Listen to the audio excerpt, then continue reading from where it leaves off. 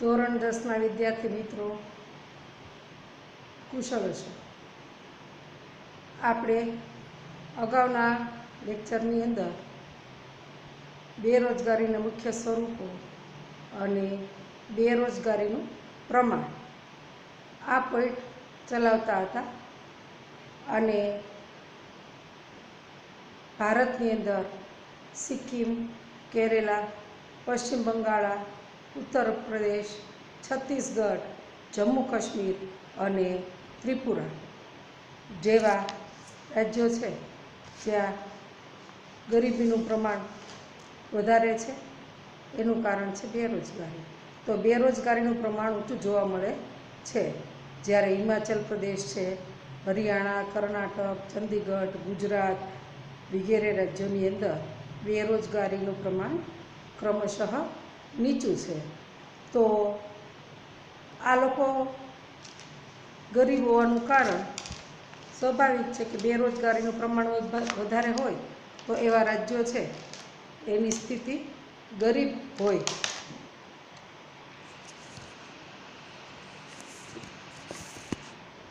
તો બેરોજગારીને કારણે આવા રાજ્યો છે એની સ્થિતિ ગરીબ છે. અને ગુજરાત છે એની સારી એવી પ્રગતિ છે, નોંધનીય પ્રગતિ છે અને એ આપણા માટે ખૂબ ગૌરવની વાત કહેવાય. તો મિત્રો, કયા કયા રાજ્યો છે એમાં બેરોજગારીનું પ્રમાણ ઓછું છે અને કયા રાજ્યોની અંદર બેરોજગારીનું પ્રમાણ વધારે છે એ તમારે યાદ રાખવાનું છે. ભારતમાં એક અંદાજ મુજબ ઉચ્ચ શૈક્ષણિક લાયકાતવાળા 15% યુવાનો છે અને વિશ્વની વસ્તી છે એના 66% લોકો જે 35 વર્ષની વયના યુવાનો છે તે ભારતમાં છે. તો અત્યારે આપણું યુવાધન છે એ ખૂબ જોરદાર છે. મિત્રો, સમયે સમયે દરેક દેશની પરિસ્થિતિ હોય છે એ બદલાતી હોય છે. જાપાનની અંદર જ્યારે ખૂબ પ્રગતિ હતી ત્યારે એનું યુવાધન ખૂબ હતું. અત્યારે જાપાન છે એની કરતાં ભારતની પાસે યુવાધન પુષ્કળ પ્રમાણમાં છે અને 66% લોકો 35 વર્ષના જે યુવાનો છે એ ભારતની પાસે છે. તો અત્યારે જાપાનનો ગ્રોથ પહેલાં કરતાં ઘણો ઓછો થઈ ગયો છે. તો અત્યારે આવું યુવાધન છે એ આપણી પાસે ખૂબ છે. તો ભારતે વિશ્વમાં યુવાઓના દેશ થકી મહાસત્તા બનવાની દિશામાં જો આગળ વધવું હશે તો એણે બેરોજગારીનું સ્વરૂપ છે એને બદલવું પડશે. જેની પાસે યુવાધન હોય એ દેશ મહાસત્તા બની શકે છે. અને ભારતની અંદર બેરોજગારીની સમસ્યા છે એને ઘેરી બનાવવા પાછળ કેટલાક કારણો છે, જેની અંદર વસ્તી વધારો, માત્ર ને માત્ર સૈદ્ધાંતિક જ્ઞાન, પ્રેક્ટિકલ જ્ઞાન આપણે ત્યાં ઓછું છે. સૈદ્ધાંતિક જ્ઞાન, પ્રાયોગિક જ્ઞાનનો અભાવ, ટેકનિકલ જ્ઞાન કે કૌશલ્યનો અભાવ, વળી પૂર્ણ કક્ષાની રોજગારી ઊભી કરી શકવામાં આપણે નિષ્ફળ રહ્યા છીએ. ખેતી ક્ષેત્રે વરસાદ છે તેની અનિયમિતતા અને અનિશ્ચિતતા અને તેને કારણે જોખમ છે એનું પ્રમાણ વધારે રહે છે. કૃષિ વ્યવસાયમાં લોકોનો રસ છે એ ઘટતો જાય છે અને સિંચાઈની અપૂરતી સગવડ, વળી વૈકલ્પિક જે ઉદ્યોગો છે, વૈકલ્પિક રોજગારી છે એનો પણ શું છે અભાવ. એને કારણે લોકોને 3 થી 5 માસ માટે બેરોજગાર રહેવું પડે છે. કુટીર ઉદ્યોગો, ગૃહ ઉદ્યોગો, લઘુ ઉદ્યોગો આ બધાની સ્થિતિ પણ સાવ નબળી છે, જોઈએ તેવી નથી. આ સિવાય સામાજિક કારણોમાં જોઈએ તો જ્ઞાતિ પ્રથા છે, સંયુક્ત કુટુંબ વ્યવસ્થા છે, પરંપરાગત વ્યવસાય કે કૌટુંબિક ધંધાની અંદર જ રોકાઈ રહેવું, નવા વ્યવસાય કે ઉદ્યોગો શરૂ કરવાનો લોકોમાં એવું સાહસ નથી અને કૌશલ્ય, તાલીમ અને અનુભવ આ ત્રણેયની ખામી હોવાને કારણે શ્રમની અગતિશીલતા રહે છે. વળી માનવ શ્રમનું આયોજન છે એ ખામીયુક્ત છે અને ઔદ્યોગિક વિકાસનો ધીમો દર, પછી લોકોમાં બચત વૃત્તિનો અભાવ છે અને તેને કારણે મૂડી સર્જન દરમાં ઘટાડો થાય છે અને નવા ધંધા, ઉદ્યોગ અને રોકાણ છે એના અભાવના કારણે એ શરૂ થઈ ન શકવાને કારણે ભારતની અંદર બેરોજગારીનું પ્રમાણ છે એ વધારે પ્રમાણમાં રહે છે. તો બેરોજગારી ઉદ્ભવવા માટેના આજે આપણે એનું પ્રમાણ કેટલું છે એ જોયું, કે એના કારણો જોયા. તો હવે આ બેરોજગારી છે એને ઘટાડવી કેવી રીતને, તો બેરોજગારી ઘટાડવાના ઉપાયો આપણે જોઈએ. તો બેરોજગારીની સમસ્યા છે એ આપણા દેશની એક સૌથી સળગતી સમસ્યા છે અને એ સમસ્યાની પાછળ જ દેશની ગરીબી છે. એની પાછળ ગરીબી અને બેરોજગારી બે સગી બહેનો છે. તો એ બંને વચ્ચે સમસંબંધ છે, એક સરખા સંબંધો છે. જ્યાં ગરીબી છે ત્યાં બેરોજગારી છે, જ્યાં બેરોજગારી છે ત્યાં ગરીબી છે. તો ગરીબીનું મુખ્ય કારણ છે એ બેરોજગારી છે અને આ એક આપણા દેશ માટે ઘર કરી ગયેલી ગંભીર સમસ્યા છે, જેની યુવા શિક્ષિત વ્યક્તિઓ ઉપર વિપરીત અસર પડે છે અને મનોવૈજ્ઞાનિક દૃષ્ટિકોણથી આપણે નોકરી ન મળવાને કારણે યુવાઓ છે એની સામાજિક અને માનસિક બંને પ્રકારની પરિસ્થિતિ છે એની પર વિપરીત અસર થાય છે. અને સાયકોલોજીકલ ઇફેક્ટની દૃષ્ટિએ જોઈએ, મનોવૈજ્ઞાનિક દૃષ્ટિકોણથી જોઈએ તો નોકરી ન મળવાને કારણે યુવાનો છે એ હતાશામાં ધકેલાઈ જાય છે અને જો લાંબા સમય સુધી આવી રીતના બેકાર રહેવું પડે તો યુવાન છે એ કાં તો મનોવિકૃતિનો ભોગ બને છે અથવા અસામાજિક કે અનૈતિક પ્રવૃત્તિમાં જોડાઈ જાય છે, જેમાં માદક દ્રવ્યોની હેરાફેરી, ચોરી, લૂંટફાટ, ગેરકાનૂની વ્યવસાયો, ખંડની વસૂલવી, ગુનાહિત કૃત્યો કરવા પ્રેરાય છે. અને સામાજિક અને આર્થિક અસમાનતા છે તેની અંદર પણ ખૂબ વધારો થાય છે. ગરીબ છે એ વધારે ગરીબ બને છે, અમીર છે એ વધારે અમીર બને છે અને જીવન ધોરણ છે એ કથળે છે.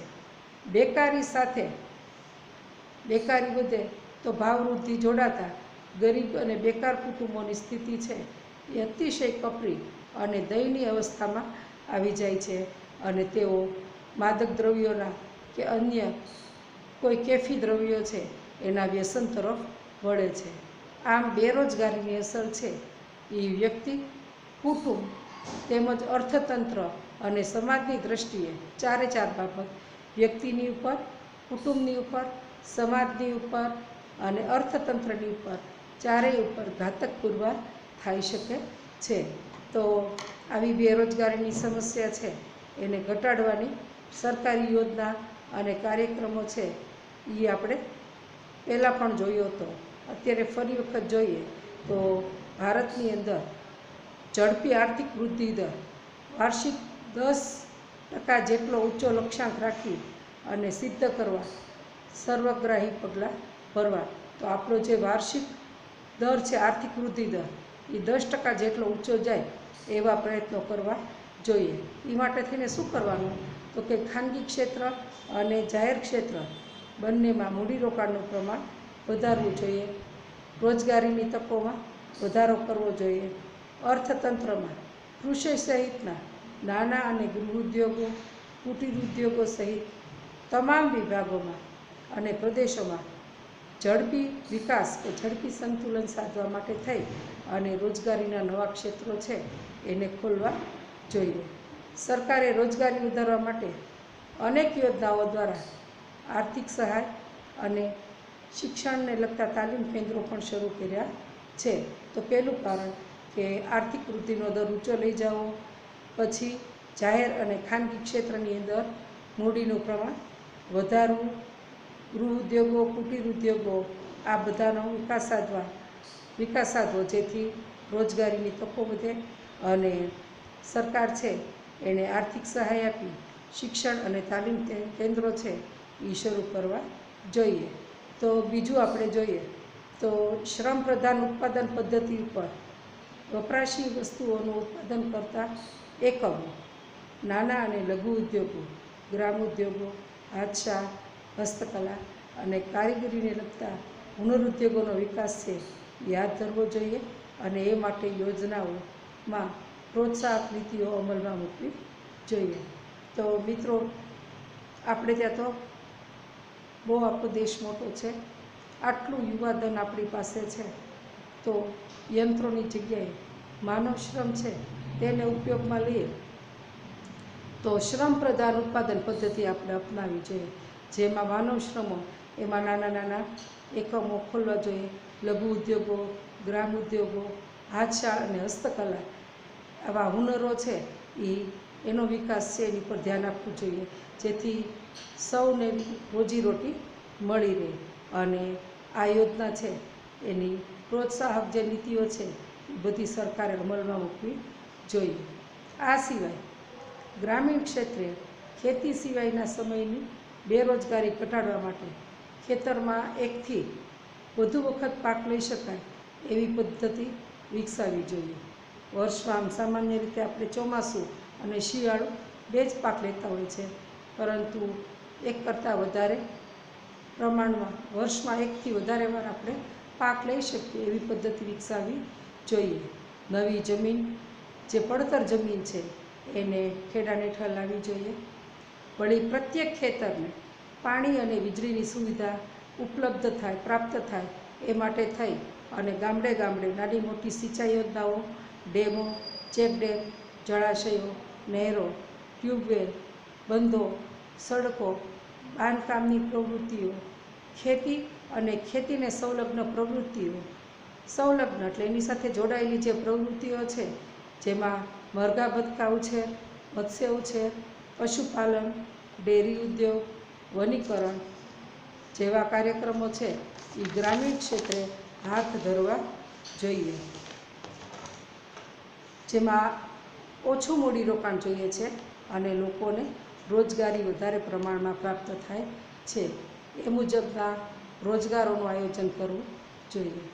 ગ્રામીણ ક્ષેત્રે વૈકલ્પિક વ્યવસાય છે એનો અભાવ હોવાથી ગ્રામીણ ક્ષેત્રે ખાસ કરીને રોજગારીની તકો છે એને વિસ્તારવી જોઈએ અને તેઓ ત્યાં જ પૂરતી આવક અને રોજગારી પ્રમાણસર જો એને મળી રહેશે તો તેનું શહેરો તરફનું આકર્ષણ છે એ ઓછું થશે અને રોજગારીની માંગ ઉપર દબાણ ઘટાડી શકાય.